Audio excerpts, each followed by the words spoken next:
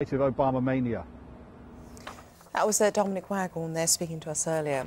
Well, in his State of the Union speech, President Obama insisted a peaceful resolution was still possible in the showdown with Iran over its nuclear ambitions, but he warned he would take no options off the table, including the military option in preventing Iran from obtaining a nuclear weapon. Meanwhile, Iran says it expects the European Union to backtrack on its oil embargo and has repeated a threat to close the vital Strait of Hormuz in retaliation. Arash Aramesh, Middle East analyst at Stanford University Law School in California, says Western sanctions against Iran are actually beginning to bite.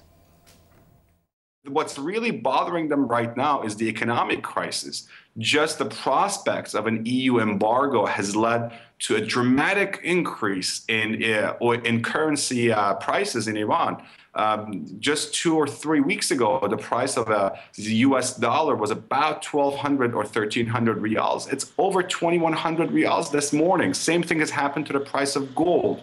So this psychological effect of embargoes and sanctions, coupled with the actual real tangible economic impact of these sanctions, is going to mean real trouble for the Islamic Republic in the near and the long future and the long run. The international community is determined to prevent a North Korea in the middle of the Middle East.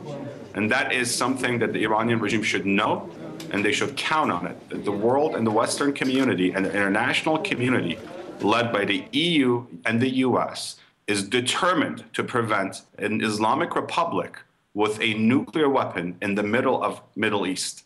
So that is the key. The other issue is that the Iranian leader, the supreme leader, and I'm not talking about President Ahmadinejad. In many words, he's a nobody in these calculations. And the Western media keeps talking about this man as if he has any role to play. He's a nobody. I'm talking about the chief architect of, and the chief mastermind of Iran's foreign policy and foreign strategy, and that's the supreme leader.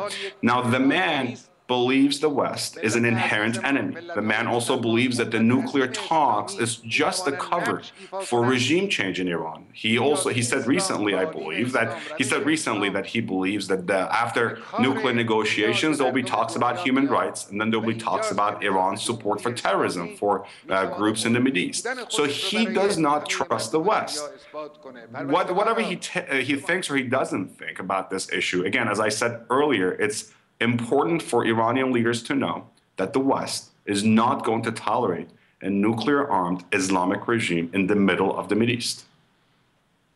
That was Arash Aramesh there. Now, a year ago, the day of rage erupted in Cairo, the flashpoint for weeks of protests that